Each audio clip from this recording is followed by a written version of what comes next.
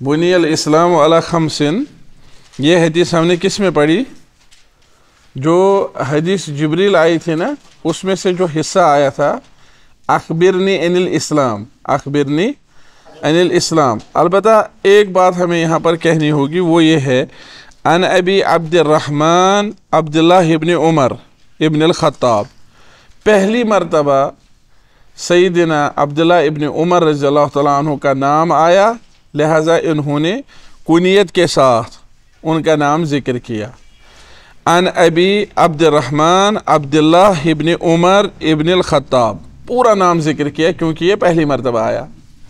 उन्होंने फरमाया, मैंने रसूलुल्लाह सल्लल्लाहु अलैहि वसल्लम को फरमाते हुए सुना, बुनियल इस्लाम अला खमसिन, इस्लाम कायम किया गया है 5 चीज़ों पर, और यही वही है, बराबर वही है अखबिरनी अनिल इस्लाम, जो जिब्रील अमीन अलैहिस्सलाम ने पूछा था मुझे इस्लाम के बारे में खबर दीजिए।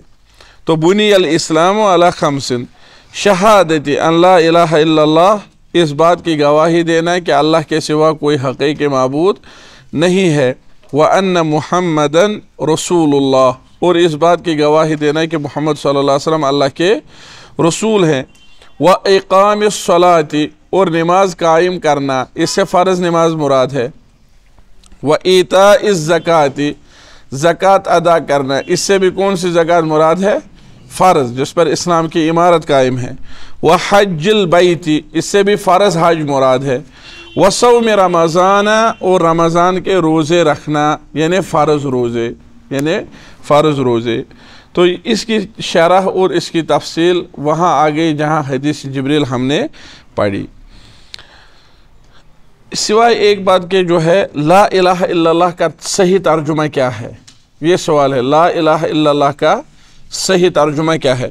देखिए मसलन आप कहते हैं ला इलाहा, कोई माबूद नहीं है, इल्लल्लाह, सिवाय अल्लाह के। ये इसके 2 रुकन हैं। ये पहला रुकन है, ला इलाहा के 2 अरकान हैं। पहला रुकन ये है, दूसरा रुकन। पहले रुकन में नफ़ी है और दूसरे रुकन में इस्बात है। और पहले रुकन में नफ़ी किस चीज़ की है? नफ़ी अल इलाहिया अम्मा सिवल्लाह, अल्लाह के सिवा जो भी है वो माबूद नहीं है, वो माबूद। इस बात किसका है? इस बात अल इलाहिया लिल्लाह, अल्लाह के लिए माबूद होने की सिफत साबित मानना, और गैरुल्लाह से माबूद होने की सिफत की नफ़ी करना। ला इलाहा, कोई माबूद नहीं है, इल्लल्लाह, सिवाय किसके? अल्लाह के। ये जो ला इलाहा है ना, कहते हैं कि यहाँ पर कोई इबारत महज़ूफ़ है, पोशीदा है। कोई इबारत क्या है? पोशीदा है, महज़ूफ़ है। और जो इस ला इलाहा का माना देगी, जो ला इलाहा का सही माना देगी, यहाँ पर कोई इबारत पोशीदा है। तो बाज़ जो अहले बातिल है, या आप कहेंगे, उन्होंने कहा इस इबारत में जो पोशीदा है वो है मौजूदुन। ये खबर है इसकी, ला इलाहा मौजूदुन, कोई माबूद मौजूद नहीं है सिवाय अल्लाह के। लेकिन ये गलत है। दुनिया में अल्लाह के सिवा दूसरे माबूद मौजूद है कि नहीं है? मौजूद हैं। हज़ारों और करोड़ों की तादाद में बुत हैं जिनकी लोग इबादत करते हैं। लिहाजा जब हम कहेंगे ला इलाहा मौजूदुन इल्लल्लाह, तो ये झूठ होगा, ये सही नहीं होगा, क्योंकि दुनिया में अल्लाह के सिवा और भी माबूद मौजूद हैं, और भी माबूद मौजूद हैं। तो अहलुल हक ने कहा यहाँ पर जो सही इबारत पोशीदा है वो है हक़्क़ुन, ला इलाहा हक़्क़ुन इल्लल्लाह, अल्लाह के सिवा कोई हकीकी माबूद नहीं है, अल्लाह के सिवा कोई ایسا معبود نہیں ہے جسے معبود ہونے کا حق حاصل ہو، کیونکہ جو دوسرے معبود ہیں انہیں معبود ہونے کا کوئی حق حاصل، وہ معبود باطل ہیں، وہ معبود ہیں لیکن وہ معبود باطل ہے۔ ہمارا اسلام دین ہے، اسلام کے علاوہ جو دوسرے دین ہیں وہ دین ہیں لیکن باطل ہیں۔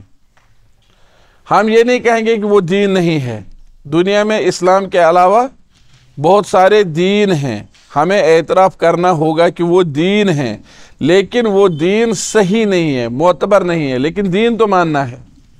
اسی طرح اس لیے قرآن نے فرمایا لکم دینکم ولی دین، تمہیں آپ کا دین ہو اور ہمیں اپنا دین۔ تو اللہ تعالیٰ نے مشرکین کے اس مذہب کو، باطل کو دین قرار دیا، کہا تمہارے لیے تمہارا دین ہے۔ اور اسی طرح جو معبود ہیں، معبود یہ ہیں، ان کی عبادت کی جاتی ہے جو اللہ کے سوا ہے، لیکن وہ معبود صحیح نہیں ہے، وہ معبود باطل ہیں۔ کیا معبود ہونے سے انکار کیا جا سکتا ہے؟ انکار نہیں کیا جا سکتا، معبود ہے۔ تو جب آپ کہیں دیکھیں گے نا لا الہ الا اللہ کا ترجمہ، اب یہاں ہے لا الہ الا اللہ کا ترجمہ نہیں ہے، بہت ساری مساجد میں لا الہ الا اللہ لکھا ہوتا ہے، ترجمہ بھی لکھا ہوتا ہے۔ آپ دیکھیں گے مثلا کہیں پر لکھا ہوگا اللہ کے سوا کوئی معبود نہیں ہے، یہ ادھورا ترجمہ ہے۔ اس کا ترجمہ جو عبارت پوشیدہ ہے اس کا ترجمہ، لہذا صحیح ترجمہ کرتے وقت آپ کہیں گے اللہ کے سوا کوئی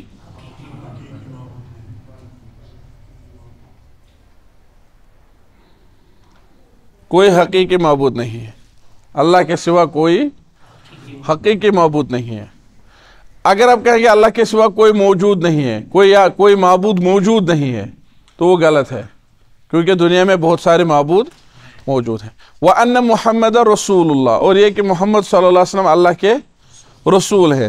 اس میں اس بات کا اضافہ ضروری ہے کہ اللہ کے آخری رسول ہے، اللہ کے آخری رسول ہے۔ قادیانی مانتے ہیں وَأَنَّ مُحَمَّدَ رَسُولُ اللَّهِ، لیکن وہ آخری نہیں مانتے ہیں۔ وہ کیا نہیں مانتے؟ نبی صلی اللہ علیہ وسلم نے بہت ساری احادیث میں فرمایا لا نبی بعدی، اور قرآن نے ان کو وخاتم النبیین، تمام انبیاء کے آخر پہ آنے والے، ان کے لیے مہر یعنی آخری پیغمبر۔ اور نبی کریم صلی اللہ علیہ وسلم نے کتنی احادیث میں فرمایا لا نبی بعدی، میرے بعد کوئی نبی نہیں ہے، آخری نبی ماننا ضروری ہے۔ اقام الصلاۃ، ایتاء الزکوٰۃ، حج البیت و صوم رمضان، یہ الفاظ وللہ الحمد واضح ہے۔ اور یہ حدیث کیا ہے؟ قاعدہ ہے۔ کس چیز کا قاعدہ ہے؟ کسی شخص کے مسلمان ہونے یا نہ ہونے کے لیے یہ حدیث قاعدہ ہے۔ اسلام میں داخل ہونے کے لیے کلمہ توحید لا الہ الا اللہ محمد رسول اللہ، پھر اسلام پر ثابت قدم رہنے کے لیے وہ دوسرے 4 اعمال، اقام الصلاۃ، ایتاء الزکوٰۃ و حج البیت و صوم رمضان۔ پھر اہل علم نے بحث کی ہے اگر کوئی نماز نہ پڑھے کیا وہ کافر ہوگا، کوئی حج نہ کرے کیا وہ کافر ہوگا، وہ لمبی بحث ہے، وہ اس وقت ہمیں سننے کی مجبوری اتنی نہیں ہے۔ ویسے یاد گوش فوٹو واتھن دو چھ نہیں فوٹو تلان، اخ سیکنڈ لیکھو نائی کن سات چھس بہ دپان یہ کیا تلان، ات کیا ضرورت، مگر آج میں باسان یتھ چھ ضرورت۔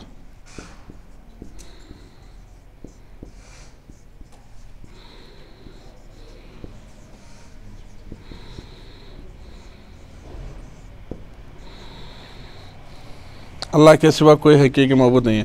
آج ہم چلیں گے کس حدیث پر؟ حدیث نمبر 4، چوتھی حدیث پر۔ عن ابی عبد الرحمن، عن ابی عبد الرحمن عبداللہ ابن مسعود، عبداللہ ابن مسعود۔ تو پتہ چلا، آخر پر اٹھانا، ابو عبد الرحمن یہ 2 ہیں، یہ کتنے ہیں؟ 2 ہیں۔ یہ جو عن ہے نا، یہ صیغۃ الادا، راوی نے جو حدیث سنی ہو اس کو ادا کیسے کرتا ہے، ادا کرنے کا لفظ عن، قال، حدثنی، اخبرنی، یہ صیغۃ الادا، صیغۃ ادا کرنے کے سیغے۔ ان کا معنی کیا ہے، اس کا درجہ کیا ہے، حدثنا کا معنی کیا ہے، اس کا درجہ کیا ہے، یہ لمبی تفصیل ہے۔ یہاں پر آپ یاد رکھیں ان صیغۃ الادا ہے۔ ابو عبد الرحمن یہ دو لوگوں کی کنیت ہے، عبداللہ بن مسعود کی بھی اور عبداللہ ابن عمر کی بھی۔ آپ نے اوپر پڑھا عن ابی عبد الرحمن عبداللہ ابن عمر، یہاں عن ابی عبد الرحمن عبداللہ ابن مسعود۔ عبداللہ ابن مسعود رضی اللہ تعالی عنہ حبر الامہ،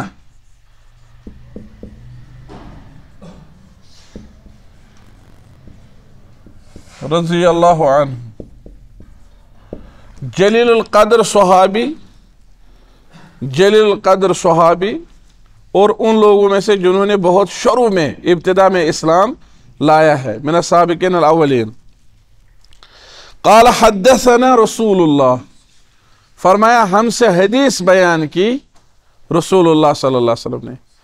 یہ ایسا اسلوب اختیار کیا جس میں تاکید ہے، ہم سے حدیث بیان کی، ورنہ عموماً آتا ہے قال رسول اللہ یا عن النبی صلی اللہ علیہ وسلم انہ قال، لیکن یہاں عبداللہ ابن مسعود نے حدثنا کہا، تاکید کا لفظ، ہم سے حدیث بیان کی، اور جہاں ان ہو جہاں حدثنا ہو، زیادہ قسم یہ ہے کہ راوی نے خود یہ حدیث روایت کرنے والے استاد سے سنی ہے، یہ کس میں ہے؟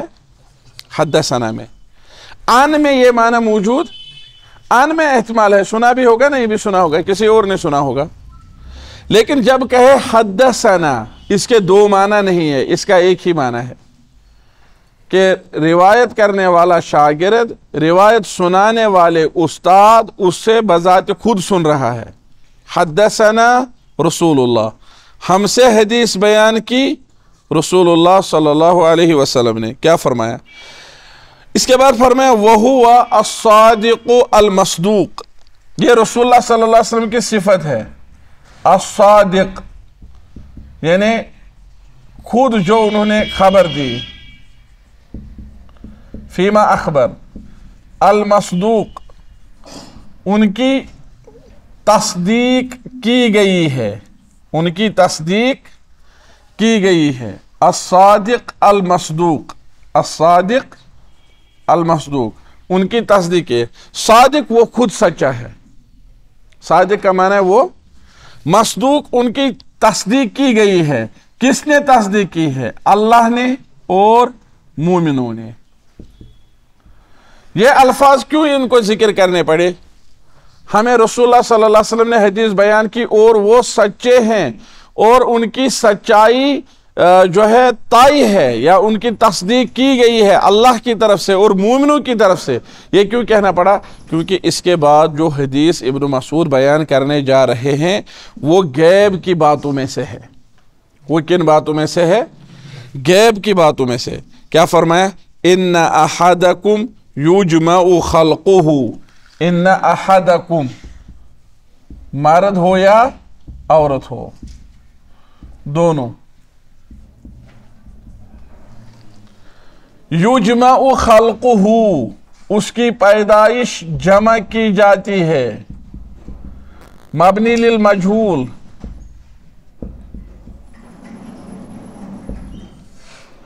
لیکن جمع کرنے والا کون ہے؟ اللہ کے حکم سے ہوتا ہے۔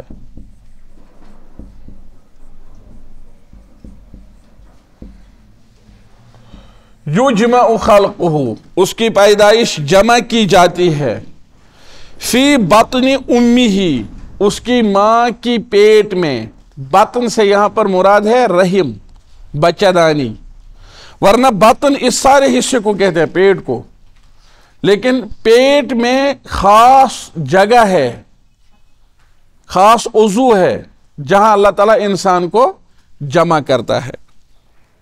40 یوما نطفہ، یہ جو جمع ہوتا ہے یجمع خلقہ، اس کے مراحل ہوتے ہیں، 40 دن پانی ہوتا ہے، نطفہ، 40 یوما نطفہ، 40 دن تک پانی ہوتا ہے۔ ثم یکون علقۃ مثل ذلک، پھر اسی جیسے دن یعنی 40 दिन अलका, अलका किसको बोलते हैं? लटकी हुई चीज, लटकी हुई चीज, अलका, लटकी हुई चीज। ये आप समझ लीजिए मिसाल के तौर पर, अगर इस तरह रहीम हो, इस तरह 40 दिन तक पानी रहता है, 40 दिन तक, 40 दिन के बाद अलका, ये पानी जो है ना जमा हो जाता है और ये यहां पर लटकता है, फिर ये लटकी हुई चीज बनता है।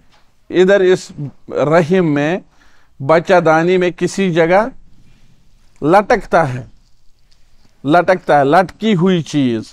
जैसे अगर आप किसी जगह देवर वेवर पर कोई चीज आप लटकाएं तो ये अंदर फिर 40 दिन लटकी हुई चीज, 40 दिन। ये नबी सल्लल्लाहु अलैहि वसल्लम ने उस दिन बताया जब कोई मशीन नहीं थी।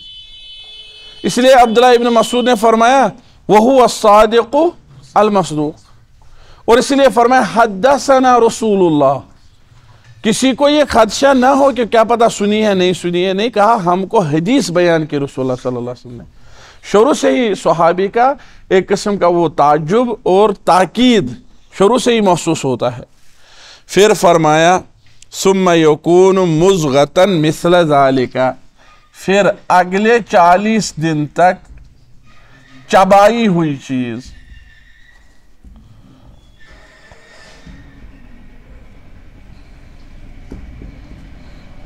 चबाई हुई चीज। कुन साथ छु तुम दुर नाटफुल खेवान, सह मतलब न पूर चापने यवन कहीं न हटि वसान, पे इंसान तथ त्रित सान, तथ लश द्रामच चौपर, दंदो आसान सह चूटमुत चबोमुत, चबाई हुई चीज। अत मगर लश यपर यपर यपर, यह इंसान इथे पे बना। चबाई हुई चीज, गोड़ पानी 40 दिन, पत लटकी हुई चीज 40 दिन, पत चबाई हुई चीज 40 दिन, यम गए 40 तो 40 गो 60 तो 40 गए 120, यम गए 120। फिर उसके बाद 120 दिनों के बाद सुम्मा युरसलु इलैहिल मलक, फिर उसकी तरफ एक फरिश्ता भेजा जाता है। सुम्मा युरसलु इलैहि फयनफुखु फीहि रूह, तो इसके बाद का मरहला है रूह फूंकी जाती है।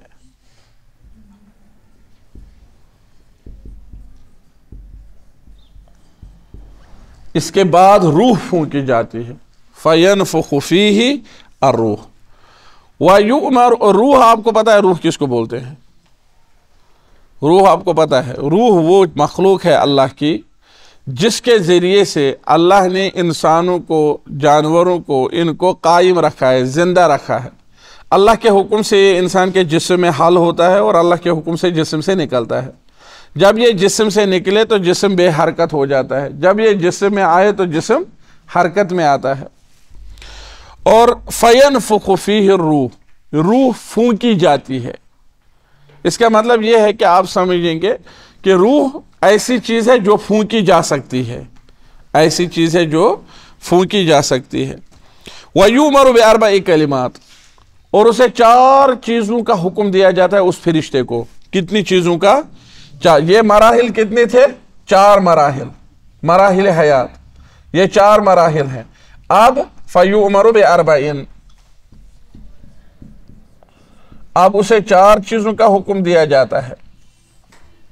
नंबर 1 उसके रिज़्क़ का, उसके रिज़्क़ का। नंबर 2 उसके अजल का। नंबर 3 ये बदकिस्मत होगा दुनिया में या ये नेक वक्त होगा। ये 4 चीजें लिखी जाती है। रिज़्क़, फयुमरु बिअरबइ कलिमात, 4 चीजों का हुक्म दिया जाता है। बिकत्बि रिज़्क़िही व अजलिही व अमलिही व शक़ी अम सईद। शक़ी सईद दोनों एक लिखे हैं। 1 मिनट, यहां इस हदीस में अमल अलग है।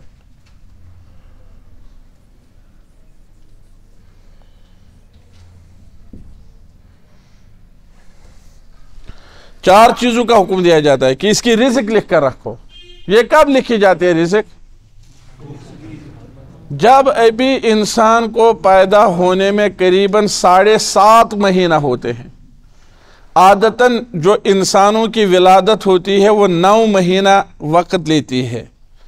انسانوں کی جو ولادت ہوتی ہے، انسان کا تیار ہونا، دنیا میں مختلف چیزیں تیار ہوتی ہیں، جیسے میوہ تیار ہوتا ہے، دھان کی فصل تیار ہوتی ہے، یا اسی طرح دوسری قسم کی کھیتیاں تیار ہوتی ہیں.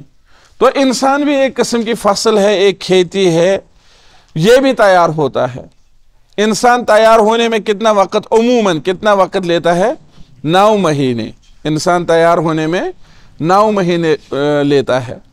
تو جب 120 دن اگر آپ کاٹیں گے 9 مہینوں میں سے، تو 7 مہینہ 10 دن ابھی اس کے پیدا ہونے میں ہی باقی ہوتے ہیں کہ اس کے رزق کے بارے میں پہلے سے ہی لکھا جاتا ہے.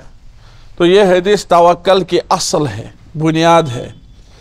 یہ جو امام نووی نے فرمایا، میں اس میں وہ حدیث سے لاؤں گا جو اصول ہیں، اصول دین. تو یہ حدیث کس کے بارے میں اصل ہیں؟ زہد کے بارے میں، توکل کے بارے میں، عمل پر ابھارنے کے بارے میں. انہوں نے کہا تھا کہ کچھ علماء ایسے نکلے جنہوں نے 40 حدیثیں لکھی زہد پر، لیکن میں اس کتاب میں وہ ساری چیزیں جمع کروں گا. تو ان 40 میں سے آپ سمجھے انہوں نے یہ ایک حدیث ذکر کی.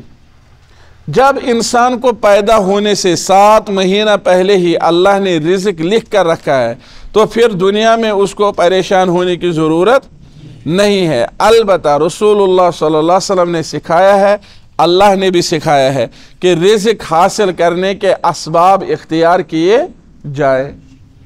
رزق حاصل کرنے کے کیا اختیار کیے جائے؟ اسباب. اگر کوئی انسان رزق حاصل کرنے کے اسباب اختیار نہ کرے، ہاتھ پر ہاتھ دھرے بیٹھا رہے، تو کیا وہ اللہ کو الزام عائد کر سکتا ہے اللہ نے مجھے رزق نہیں دیا؟ نہیں. اللہ نے رزق مقرر کر رکھا ہے، پھر اللہ نے اس انسان کو کمانے پر ابھارا ہے. کلوا من طیبات ما رزقناکم، اور اسی طرح ہے مما کسبتم، جو کچھ تم کماتے ہو. کسب پر اللہ نے ابھارا، نبی صلی اللہ علیہ وسلم نے ابھارا. نبی کریم صلی اللہ علیہ وسلم نے ایک صحیح حدیث میں، بخاری شریف کی حدیث ہے، فرمایا سب سے بہترین لقمہ جو ایک انسان کھاتا ہے وہ لقمہ ہے من کسب یدہ، جو اس کے ہاتھ کا کمایا ہوا ہو. اور اسی لیے اگر کوئی انسان دن بھر بیٹھا رہے، سود پر پیسہ دے، دوسرے لوگ محنت کریں، اس کو خامخواہ کے پیسے ملتے ہوں، تو یہ شرعاً حرام ہے. آپ نے بات سمجھی؟ تو پتہ چلا اسلام نے کس پر ابھارا ہے؟ کمانے پر ابھارا ہے. اور حدیث میں فضیلت بیان کی گئی ہے. توکل کی شرح نبی صلی اللہ علیہ وسلم نے کی. فرمایا اگر آپ اللہ پر توکل کرتے جس طرح پرندہ توکل کرتا ہے، صبح خالی پیٹ نکلتا ہے، شام کو پیٹ بھر کر واپس آتا ہے، کاش آپ بھی ایسا ہی توکل کرتے. لیکن کیا نبی صلی اللہ علیہ وسلم نے یہ فرمایا کہ توکل پرندے کا یہ ہے کہ وہ دن بھر گھونسلے میں بیٹھا رہتا ہے، رزق ادھر ہی آتا ہے؟ نہیں. ایک تو فرمایا اس پرندے کا توکل سب سے بہتر توکل ہے، دوسرا فرمایا کہ وہ نکلتا ہے، محنت کرتا ہے، دن بھر رزق تلاش کرتا ہے. اور رزق تلاش کرنے میں نئے نئے راستے ڈھونڈنا جو شریعت کے موافق ہوں، نئے نئے طریقے ڈھونڈنا، اپنی عقل لڑانا، کس بازار میں کون سی چیز اچھی چلے گی، کہاں لوگوں کو کیا ضرورت ہے، کس سے کاروبار بڑھے گا، یہ سب اللہ کا فضل ہے ایک انسان پر، اور یہ کرنا چاہیے. اور اس میں جو محنت لگے گی، دوسری چیزیں، یہ عبادت میں اللہ تعالیٰ اس کو شمار کرے گا، کیونکہ یہ حلال راستے تلاش کرتا ہے. ورنہ اگر ایک انسان، اس پر مجھے ایک بات یاد آئی، اگر ایک انسان ایسی چیز مثلا بیچے جس کی لوگوں کو ضرورت نہ ہو، یا جو بالکل آپ کہیں گے نادانی کی علامت ہو، پھر وہ کہے کہ مجھے اللہ نے رزق کیوں نہیں دیا، کیا یہ درست ہے؟ مثال میں دوں گا. میں نے ایک مرتبہ، میں ٹینک پورہ میں رہتا تھا، میں نے ایک مرتبہ ٹینک پورہ میں جون یا جولائی کا مہینہ تھا، جون یا، تو ایک آدمی وہ کانگڑیاں بیچتا تھا. کانگڑی آپ کو سمجھ آیا؟ سوچ دماغ کرا کانگڑی حض ہے کات مز جونس کن جولائیس مز گرم کرایہ امس کس ہے کانگڑی گرم کرایہ مز، یہ بالکل الٹ کر رہا ہے. اب اگر یہی چیز دسمبر میں یا چلے کلان میں یا جنوری میں یا اس موسم میں برف باری میں یہی چیز بیچے تو ظاہر سی بات ہے لوگ اس کی طرف راغب ہوں گے، متوجہ ہوں گے. ورنہ جون جولائی میں یہ 2 کلومیٹر پیدل چلے گا، کوئی اس کی طرف دیکھے گا بھی نہیں. ہاں اگر یہی شخص اس موسم میں آئس کریم، اس کانگڑی کے بدلے آئس کریم بیچے تو لوگ اس کی طرف راغب ہوں گے. بہت سارے دکاندار ایسے دیکھیں ہیں جو موسم سرما میں ایک قسم کا وہ سامان رکھتے ہیں اور موسم گرما میں دوسری قسم کا رکھتے ہیں. مطلب کپڑے کی دکان ہے، آپ کپڑے کی دکان پر جائیے، جون میں جو کپڑے وہاں ہوں گے سٹال میں لگائے ہوئے بیچتے جو ہے، کیا وہی جنوری میں بھی بیچتے ہیں؟ نہیں. اگر کوئی رکھے گا جنوری میں تو اس کے پاس لوگ اگر جائیں گے خالی ہاتھ واپس لوٹیں گے، نہیں خریدیں گے، کیونکہ وہ موسم نہیں ہے. تو اللہ نے رزق لکھی ہے، توکل کرنا ہے، حرام سے بچنا ہے، حرام سے. اچھا اب ایک اس پر بات یاد آئی، اگر کوئی انسان حرام رزق کمائے کیا وہ بھی اللہ نے لکھی ہے؟ وہ بھی رزق ہے، لکھنے میں تو ہے، لکھنے میں تو ہے. لیکن اب اس کو گناہ کیوں ہے؟ پھر گناہ اختیار پر ہے. گناہ کس پر ہے؟ اختیار پر. کیونکہ جب انسان کوئی کام کرتا ہے یا کوئی رزق کماتا ہے وہ اس وقت اختیار کرتا ہے، چوائس کرتا ہے. انسان کو اللہ نے چوائس رکھی ہے کہ نہیں رکھی ہے؟ چوائس رکھی ہے. یا 2 چیزوں میں سے کوئی ایک اختیار کرنے کی صلاحیت رکھی ہے کہ نہیں رکھی ہے؟ وہ صلاحیت رکھی ہے. تو اگر وہ غلط اختیار کرے اور اچھی چیز کو چھوڑ دے اس پر پھر پکڑ ہوگی. فَيُؤْمَرُ بِأَرْبَعٍ 4 کلمات کا رزق لکھو. اجل، کب کہاں مرے گا، کب کہاں.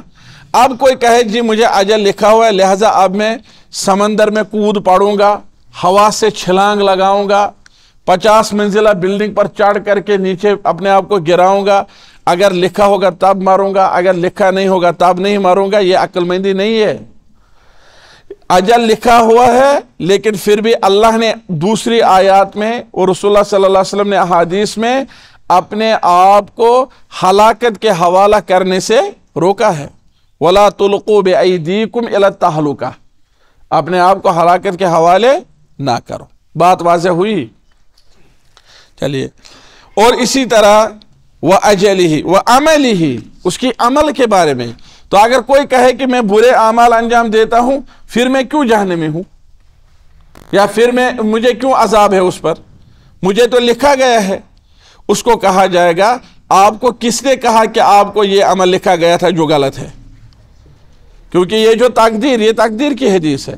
یہ جو تقدیر ہے یہ اللہ کا چھپا ہوا راز ہے، یہ اللہ کا چھپا ہوا راز ہے. کوئی کہے گا کہ فلاں شخص نے خودکشی کی، یہ تقدیر میں لکھی تھی کہ نہیں؟ ہاں لکھی تھی. اگر خودکشی کی پھر اس کو کیوں عذاب ہے؟ یہ تو تقدیر میں لکھا تھا. ہم اس کو کہیں گے جب وہ چھلانگ لگانے گیا اس کو کس نے کہا آپ کو تقدیر میں لکھا ہے آپ خودکشی کرو گے؟ آپ نے کیوں نہیں سوچا ہے مجھے تقدیر میں لکھا ہے کہ میں اگلے 60 سال جیوں گا، پھر میرے بچے ہوں گے، پھر پوتے ہوں گے، پھر وہ ہوگا، پھر یہ ہوگا؟ یہ کیوں نہیں سوچا؟ کیونکہ جب انسان زندہ رہنے کے بدلہ اپنے آپ کو موت کے حوالے کرنا چوائس کرتا ہے، پسند کرتا ہے، عذاب اسی اختیار پر ہوگا. عذاب کس پر ہوگا؟ اختیار پر. اس کو کہا جائے گا آپ کو اللہ نے 2 راستے دکھائے، ہدایت کا بھی اور نافرمانی کا بھی. وَهَدَيْنَاهُ النَّجْدَيْنِ، 2 راستے اللہ نے دکھائے. إِنَّا هَدَيْنَاهُ السَّبِيلَ إِمَّا شَاكِرًا وَإِمَّا كُفُورًا. ہم نے اس کو راستہ دکھایا کہ آپ چاہو یہ راستہ ہے نیکی کا اور یہ ہے کفر کا. اب آپ کو ہے کہ آپ اس پر چلیں گے یا اس پر، لیکن اللہ کو پہلے ہی پتا ہے، اللہ نے پہلے ہی مقدر میں رکھا ہے، پہلے ہی پتا ہے کہ یہ کس پر چلے گا. لیکن چلتے وقت، عمل کرتے وقت یہ بندہ خود اختیار کرتا ہے یا کوئی آ کر اس کو کہتا ہے ایسا کرو؟ خود اختیار کرتا ہے. اگر وہ کہے گا یہ تقدیر میں لکھا تھا تو اس کو کہا جائے گا کہ آپ کو کیسے پتا ہے کہ یہ تقدیر میں لکھا ہوا ہے؟ آپ نے یہ کیوں نہیں سوچا کہ تقدیر میں ایسا نہیں ہے؟ مثلا ایک آدمی شراب پیتا ہے، وہ کہتا ہے مجھے تقدیر میں لکھا ہے. اس کو کہا جائے گا آپ یہ کیوں نہیں سوچتے ہو کہ مجھے تقدیر میں یہ لکھا ہے کہ میں اس کے بدلے دودھ پیوں گا، زمزم پیوں گا؟ تو بس ہوگا. تو آپ جو یہ اختیار کرتے ہو اس اختیار پر عذاب ہوگا. تو اس کے بعد ہے فواللہ الذی لا الہ غیرہ، قسم دکھائی نبی صلی اللہ علیہ وسلم نے. فواللہ مجھے اللہ کی قسم ہے جس کے سوا کوئی معبود برحق نہیں ہے، لا الہ غیرہ، جس کے سوا کوئی حقیقی معبود. اب جب لا الہ کا ترجمہ کریں گے تو کیسے کریں گے؟ جس کے سوا کوئی حقیقی معبود نہیں ہے. ان احدکم لیعمل بعمل اہل الجنہ، تم میں سے کوئی شخص جنتی لوگوں کا کام کرے گا، عمل کرے گا، دنیا میں وہ سارے اعمال انجام دے گا جن سے، جو جنتیوں کے اعمال ہیں جن سے انسان جنت میں پہنچے گا. حتی ما یکون بینہ وبینہ الا ذراع، یہاں تک کہ اس کے اور جنت کے درمیان صرف ایک ہاتھ کا فرق ہوگا. فیسبق علیہ الکتاب، تقدیر غالب آئے گی. فیعمل بعمل اہل النار فیدخلها، تو وہ جہنمیوں کا کام کرے گا آخر پر اور جہنم میں چلا جائے گا. اور اسی طرح دوسرا شخص جہنمیوں کا کام کرتا رہے گا یہاں تک کہ اس کے اور جہنم کے درمیان ایک ہاتھ باقی رہے گا. پھر تقدیر غالب آئے گی اور وہ جنتیوں کا کام کرے گا، جنت میں جائے گا. اس کی ایک مثال ہے، ایک وہ عورت تھی، بدکار تھی، ساری عمر اس نے برائی کی، آخر پر ایک کتے کو پانی پلایا، اللہ کو اس کی وہ ادا پسند آئی اور وہ جنت میں چلی گئی. اور ایک عورت وہ نیک تھی، بہت اچھی تھی، لیکن اس نے بلی باندھ رکھی یہاں تک کہ وہ بلی بھوک سے مر گئی. اور نبی صلی اللہ علیہ وسلم نے فرمایا نہ تو اس نے اس کو کھانا کھلایا اور نہ اس کو کھلا چھوڑا کہ وہ اللہ کی زمین میں جاتی اور جہاں اسے کھانا ملتا وہاں کھاتی، لیکن اسے بند رکھی. تو دخلت امرأۃ النار فی ہرہ، تو یہ عورت اسی بلی کی وجہ سے جہنم میں چلی گئی. تو اس قسم کی مثالیں موجود ہیں. ایک اور حدیث ہے جس سے یہ وضاحت ہوگی اس کی. یہ حدیث مطلق ہے. یہ حدیث کیا ہے؟ مطلق ہے کہ ایک آدمی عمل کرے گا جنتیوں کا یہاں تک کہ اس کے اور جنت کے درمیان ایک ہاتھ کا فرق ہوگا، پھر وہ جہنم میں چلا جائے گا. بظاہر ایسا لگتا ہے یہ تو ظلم ہے، لگتا ہے کہ نہیں لگتا ہے؟ کیسے ایک آدمی ساری عمر بھر جنتیوں کا، پھر کیا فائدہ ہے، جنتیوں کا کام کر رہا ہے. لیکن ایک حدیث میں نبی صلی اللہ علیہ وسلم نے فرمایا ان احدکم لیعمل بعمل اہل الجنہ فیما یبدو للناس. یہ لفظ فیما یبدو للناس یہ اس مطلق حدیث کو مقید کرتا ہے.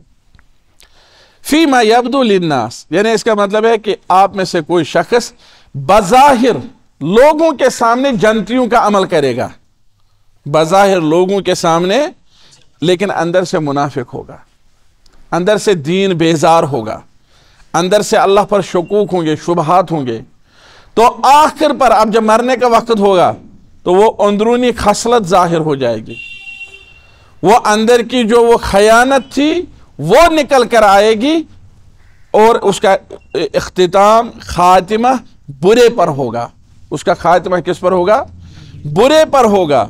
جو اس نے زندگی بھر اندر سے وہ کینہ چھپایا رکھا تھا اسلام کے خلاف، اللہ کے خلاف، نبی صلی اللہ علیہ وسلم کے خلاف، مرتے وقت وہ سامنے آئے گا اور اسی پر اس کا اختتام ہوگا، تو جہنم میں چلا جائے گا. اور دوسرا شخص جس نے ڈر کے مارے یا جس نے خوف کے مارے اسلام سے بظاہر لوگوں کے سامنے اسلام پر عمل نہ کیا ہو لیکن اندر سے مومن ہو، مرتے وقت وہ اندرونی ایمان اور وہ اسلام وہ ظاہر ہوگا اور اس کا خاتمہ صحیح پر ہوگا. یہ اہل علم نے بیان کیا ہے کہ رسول اللہ صلی اللہ علیہ وسلم کی یہ حدیث اس مطلق حدیث کو مقید کرتی ہے. اور یہ حدیث اس چیز کی اصل بھی ہے کہ انسان ہمیشہ خوف میں رہے، انسان ہمیشہ تکبر سے بچے، تکبر میں نہ رہے کہ چلو میں نے حج کیا ہے اب کیا ہے مغفرت ہو گئی، حج کے بعد جو چاہوں کروں، نماز پڑھی ہے اب کیا ہے مغفرت ہو گئی.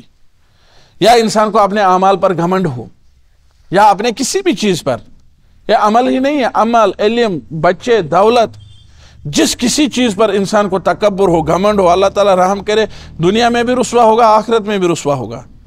یہ دلیل ہے یہ حدیث. اور ابن ابی ملیکہ کا قول امام بخاری نے ذکر کیا صحیح بخاری میں، انہوں نے کہا میں نے 70 صحابہ ایسے دیکھے، لقیت 70 من اصحاب رسول اللہ صلی اللہ علیہ وسلم، میں نے 70 صحابہ ایسے دیکھے، کلہم یخشی علی نفسہ النفاق، ان میں سے ہر ایک اپنے بارے میں خوف زدہ تھا کہ کہیں مجھ میں نفاق نہ ہو، کہیں مجھ میں نفاق نہ ہو.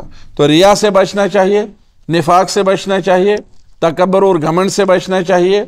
اور انہوں نے فرمایا ابن ابی ملیکہ نے کہ میں نے کسی صحابی کو اس عقیدہ پر نہ دیکھا کہ وہ کہہ رہا ہو کہ میرا ایمان جبرائیل اور میکائیل جیسا ہے، کسی کو اس پر نہیں دیکھا۔